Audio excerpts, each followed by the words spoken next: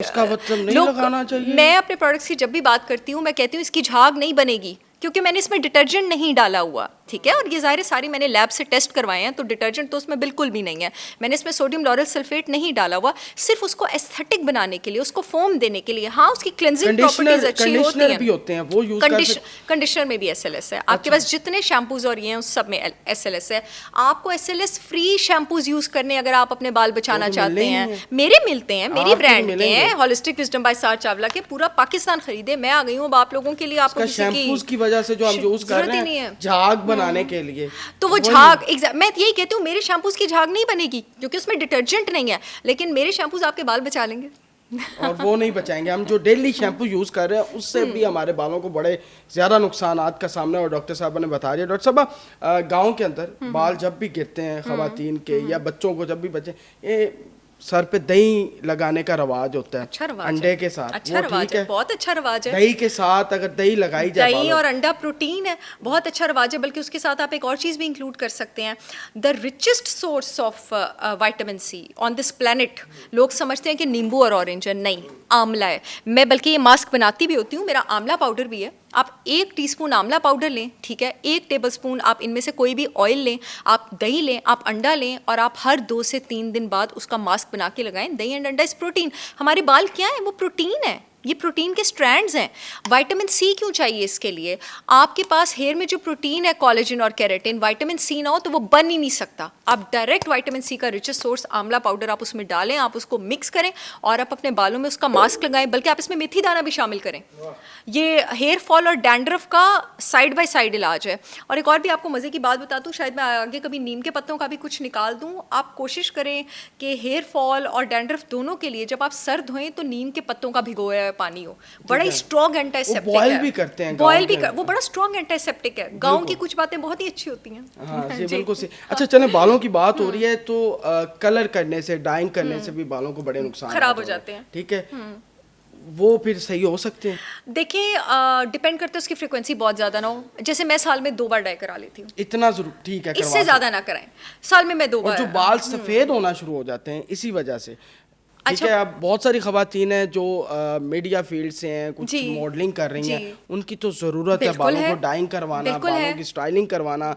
तो वो तो जेल भी इस्तेमाल हो रहा है, हेयर स्प्रे भी इस्तेमाल हो रहा है, फिर भी तो उनको अपने बालों की फिक्र है, वो क्या करें? मैं अपनी इन सारी बहनों को जो शोबिज़ इंडस्ट्री में ज़ाहिर है उनकी रोजी रोटी की रिक्वायरमेंट है, यही कहूँगी कि आप एक्सटेंशंस वगैरह लेके, अच्छी महंगी एक्सटेंशंस वगैरह लेके और उन्हीं पे स्टाइलिंग कराया करें अपने बालों पे। ये और अब तो बहुत सारी मॉडल्स इसको अडॉप्ट कर भी रही हैं। बहुत सारी हमारी काबिल एक्ट्रेसेस और एंकर्स जो हैं हमारी, इतनी काबिल वो सब इसको अडॉप्ट कर भी रही हैं कि अगर आपकी एक्सटेंशंस की स्टाइलिंग होती रहे, ठीक है, और आपके अपने बालों की स्टाइलिंग ना हो तो, और वो एक्सटेंशंस अच्छे वाली हो, एक ही बार अच्छी एक्सटेंशंस में इन्वेस्ट कर लें तो फिर नीचे बालों को तो कोई नुकसान नहीं होगा। क्योंकि ऐसा देखिए ज़हन, ऐसी कोई केयर नहीं है कि अगर आप रोज़ अपने बालों के ऊपर आप हर महीने में डाई भी करवा रहे हैं, रूट्स भी करवा रहे हैं, आप रोज़ उनको ब्लो ड्राई भी कर रहे हैं, स्टाइलिंग भी कर रहे हैं, तो आप कैसे बचेंगे? शायद तो उसका रास्ता भी यही कि आप एक्सटेंशंस ले रहे हैं। ठीक है, तो मर्द क्या करें? अब मर्दों ने भी तो मीडिया फील्ड में एंकर्स मर्द भी एक्सटेंशन ले सकते हैं, आप भी ले सकते हैं। अब वो इतनी लंबी वाली एक्सटेंशन नहीं, छोटी एक्सटेंशंस भी मिल जाती हैं, मिलती हैं। चलें जी, वो यूज़ करें। यानी कि हेयर स्प्रे से नुकसान है। जी बिल्कुल है। अच्छा,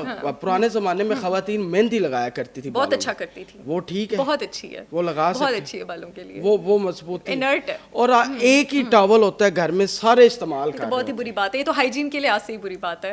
प्लीज अपने अपने टॉवल अलग रखें। उससे कुछ बालों को ऑफ कोर्स, अब ये तो एक it's like a basic common sense thing. एक के जरासीम दूसरे में जाएंगे तो क्या ही होगा ना, ठीक है। फॉर एग्जांपल, घर में एक को डैंड्रफ है, पूरे घर को डैंड्रफ हो जाएगा, यू नो, फॉर एग्जांपल। या किसी को कोई, और ये तो बेसिक हाइजीन के हिसाब से ही गलत और गंदी बात है, बट अनफॉर्चुनेटली ये होता है। एक आपने बच्चों की मुझसे सवाल मैंने पूछा कहा कि बच्चों में जब बालों का बड़ा होता है कि बच्चे जब पैदा होते साथ ही जो है उनके बाल नहीं बढ़ रहे होते, तो वो कहते हैं जी इसकी टिंड करवा दें। टिंड करवाना इज़ नॉट द हल। अगर आपके बच्चों के बाल नहीं बढ़े, इसका मतलब है बच्चों में न्यूट्रिशनल डेफिशिएंसीज हैं। जब आपको न्यूट्रिशनल डेफिशिएंसीज होती हैं ना, अब न्यूट्रिएंट्स मेरे जिस्म का हर फंक्शन कंट्रोल कर रहे हैं, मेरा सांस लेना भी, मेरे दिल का फंक्शन भी, मेरे हाजमे का फंक्शन भी। अगर हमारे जिस्म में न्यूट्रिएंट्स कम होते हैं तो हमारा दिल बंद नहीं होता, हमारा जिस्म पहले गैर ज़रूरी फंक्शंस को बंद करना शुरू करता है एज एन अलार्म कि भाई अब ये मसला हो रहा है और आगे को बड़ा मसला भी हो जाएगा, तो एज एन अलार्म मेरी बॉडी क्या करेगी, नाखून टूटना शुरू हो जाएंगे, बाल गिरना शुरू हो जाएंगे, आईब्रोज खराब होना शुरू हो जाएंगी, है ना, स्किन खराब होना शुरू हो जाएगी, लेकिन दिल तो डायरेक्ट बंद नहीं होगा, दिल बंद होते होते 15-20 साल लगेंगे। तो इसका मतलब है कि न्यूट्रिएंट्स कम है। अगर आपके बच्चे के बाल नहीं उग रहे हैं, बच्चे की डाइट में प्रोटीन नहीं है, गुड फैट नहीं है, बच्चे की डाइट में आयरन नहीं है, बाल कब उगेंगे, हेयर फॉलिकल्स की ग्रोथ कब होगी, जब ब्लड ऑक्सीजन लेके स्कैल्प तक पहुंचेगा, ब्लड ऑक्सीजन लेके स्कैल्प तक पहुंचेगा ही नहीं तो हेयर फॉलिकल्स की ग्रोथ कैसे होगी। बिल्कुल सही कह रहे हैं, सही बातें कर रही हूँ ना बच्चों की। और दूसरी कि वो करवाने की कोई जरूरत जी नहीं, बिल्कुल। और दूसरी उससे कोई फायदा नहीं है, उससे कोई वैसे तो टिंडे करवानी चाहिए शुरू में ताकि वो आपके हेयर ग्रोथ फेजेस अच्छे होते हैं, लेकिन उसका इलाज नहीं है, ठीक है। दूसरी बात जो मैं आपको बताना चाहती हूँ, लेकिन बड़े भी जो मर्द हजरात है वो भी जब भी बाल गिरना शुरू होते हैं तो सबसे नहीं, this is no solution, this is no solution. आप अपने DHT के लेवल्स चेक कराएं, आपके DHT के लेवल ज़्यादा होंगे और जो सोल्यूशंस मैंने आपको बताए हैं वो आप करें।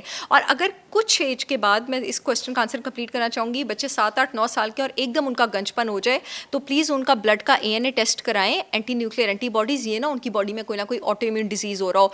मोस्टली मेरे पास है ना, आप यकीन करें, इतने सारे बच्चे जो थे वो सीलियक डिजीज़ के पेशेंट थे, उनको ग्लूटेन एलर्जी थी और उनकी गंज हो रही थी, मैंने उनका ग्लूटेन छुड़वाया और उनके बाल वापस आ गए। बड़ी बड़ी बात है। लेकिन वो जो मर्द हैं, जो मतलब नौजवान है, नौजवानों का भी ग्लूटेन, जिनको सीलिया का ग्लूटेन छुड़वा के बाल वापस आ जाते हैं। अक्सर लोगों में गंजपन की वजह मैं आपको बता दूं ग्लूटेन एलर्जी होती है, पता नहीं फी सबीलिल्लाह, हो सकता है इस बात से काफी लोगों का फायदा हो जाए, गंदुम छोड़ के बाल वापस आ जाते हैं, जिनका डायग्नोज नहीं होता। जो का आटा खाएं, ग्लूटेन फ्री रहे। अच्छा, साबुन से बाल धोए जाते हैं, नहीं, उसका क्या नुकसान साबुन है? में भी आपके पास SLS है, साबुन में SLS नहीं है। मैंने आपको पहले ही बताया है कि जो भी आपने हेयर प्रोडक्ट इस्तेमाल करना है वो आपने SLS फ्री इस्तेमाल करना है। और ऑयल कौन सा बेहतर है? अब गांव के अंदर तो सरसों का तेल, ठीक है, वो ज्यादा अवेलेबल आपने होता बाल ग्रो करने हैं तो दुनिया की सबसे स्ट्रॉन्गेस्ट हर्ब बाल ग्रोथ के लिए रोजमेरी है, और हेयर फॉल रोकने के लिए सबसे स्ट्रॉन्गेस्ट अनियन जो है। घरों में सरसों का तेल और पड़ा हुआ है, अनियन, हर शैम्पू की बोतल में आपको सरसों का तेल मिलता है। यहाँ पे हम स्पेसिफिकली हेयर ग्रोथ की बात करें, सरसों का तेल बुरा नहीं है, वो लगाया जा सकता है, बिल्कुल लगाया जा सकता है, उसके अपने भी फवायद हैं, लेकिन वो होता है ना कि मैं किसी चीज़ को किसी खास मकसद के लिए इस्तेमाल करना चाह रही हूँ, तो उसके लिए मुझे क्या चाहिए, ग्रोथ के लिए आपको रोजमेरी चाहिए और हेयर फॉल के लिए आपको अनियन चाहिए, डैंड्रफ के लिए आपको टी ट्री चाहिए। तीनों ही वैसे मेरे पास मौजूद हैं, लेकिन सरसों के तेल के भी कोई नुकसानात नहीं है, फ़ायदा उससे भी होगा, उससे भी फायदा हाँ, होगा। अच्छा, बहुत सारी खवातीन हैं जिनको प्रेगनेंसी के बाद जो है वो हेयर फॉल का बड़ा इशू रहता है, तो वो उसका हल भी बता दें, वो क्या करें? जी, ये बहुत अच्छा वो क्वेश्चन फॉलिक है। एसिड की गोलियां जो ज़्यादा करते हैं। नहीं, ये बहुत अच्छा क्वेश्चन है। इसकी वही रीज़न है जो रीज़न आपके पास पोस्टपार्टम डिप्रेशन होने की है। एक्चुअली पूरी प्रेगनेंसी में आपके पास एस्ट्रोजन लेवल अच्छा होता है, ठीक है, जो फीमेल हार्मोन लेवल है। जैसे ही औरत बच्चा डिलीवर करती है एकदम उसका बड़ा स्ट्रॉन्ग एस्ट्रोजन ड्रॉप होता है। जब एस्ट्रोजन ड्रॉप होता है, इससे मेजॉरिटी ऑफ खवातीन पोस्टपार्टम डिप्रेशन में भी चल जाती हैं, जिसको ससुराल वाले एवं कह रहे होते हैं कि एवं मचला लांदी पई है, कुछ नहीं होया, नहीं, वो बेचारी को हुआ होता है, उसको डिप्रेशन हुई होती है, उसका एस्ट्रोजन नीचे गया होता है, और दूसरा बाल भी इसी वजह से गिरते हैं। उस टाइम आपने क्या करना है, उस टाइम आपने औरत का एस्ट्रोजन ऊपर लेके जाना है। औरत का एस्ट्रोजन आप किस तरह ऊपर लेके जा सकते हैं, मैंने अपने एक प्रोडक्ट हार्मोलेंस का भी जिक्र किया था, उसका आप डेली बेसिस पे डाइट में इंक्लूड करें। उसमें शतावरी अश्वगंधा, महीने के अंदर आपका एस्ट्रोजन ऊपर जाना शुरू हो जाएगा, आपके बाल वापस होना शुरू हो जाएंगे। उसके साथ साथ आपके मेरे दोनों ऑयल्स जो हैं, अनियन और रोजमेरी, इसका इस्तेमाल कर सकते हैं। इसकी रीज़न आपके पास ये होती है, बहुत सारी ऐसी लड़कियों का जो है जैन पीरियड्स जैसी हूँ उस वक्त भी बाल गिरना शुरू हो जाते हैं। उसकी भी यही वजह है क्योंकि औरत का एस्ट्रोजन महीने में सबसे नीचे उस वक्त होता है एंड जिस दिन उसको पीरियड्स होते हैं। इससे बहुत सारी खवातीन को उन दिनों में दाने भी बहुत निकले होते हैं और बाल भी आपके पास गिर रहे होते हैं। आपने मुझसे पूछा था कि डाइट का मैं आपको एक खास उन दिनों में डाइट भी क्या होनी चाहिए खवातीन की, उन दिनों में, पीरियड्स के दिनों में, और उसके अलावा क्योंकि पीरियड्स के दिनों में खवातीन चॉकलेट का भी इस्तेमाल बहुत ज़्यादा करते हैं ताकि पेन का मूड बेटर, ठीक है, और कॉफ़ी का भी, वो भी बेहतर है बालों के लिए। अच्छा, कॉफ़ी इज़ नॉट बैड। अगर आप ब्लैक कॉफ़ी लेते हैं, जैसे अभी मैं पी रही हूँ, तो black coffee is very good. Chocolate, अगर आप डार्क चॉकलेट लेते हैं तो डार्क चॉकलेट आपके लिए बहुत अच्छी है, जिसका कंटेंट, ककाओ कंटेंट 80% से ऊपर हो। लेकिन हमारे यहाँ पे लोग मीठी चॉकलेट और जंक फूड लेते हैं। आपने जंक फूड नहीं लेना है वैसे भी, कभी भी अगर आपको हार्मोनल डिस्टर्बेंस हो, क्योंकि जंक फूड आपके ब्लड शुगर लेवल्स को डिस्टेबलाइज करता है, ऊपर नीचे करता है, और उसकी वजह से आपका हार्मोन और ज़्यादा ऊपर नीचे होता है। अगर आप चाहते हैं कि आपकी हेयर ग्रोथ पे बेटर असर हो, आप कीटो करें। कीटो जो है वो आपके ब्लड शुगर लेवल्स को स्टेबलाइज रखती है, अच्छा रखती है। कीटो के साथ अगर आप ये सारे हर्ब्स वगैरह करते हैं over the period of time, आप यकीन करें, आप नोट करेंगे 3-4 महीने में हेयर ग्रोथ क्या, आपकी एक्ने भी गायब हो जाएगी। बिल्कुल सही कह दिया जी डॉक्टर साहबा ने। बहुत शुक्रिया डॉक्टर साहबा, आपके कीमती वक्त का ज़्यादा से ज़्यादा शेयर कीजिएगा। अपने मेज़बान ज़ैन आसिफ को इजाज़त, अल्लाह हाफ़िज़।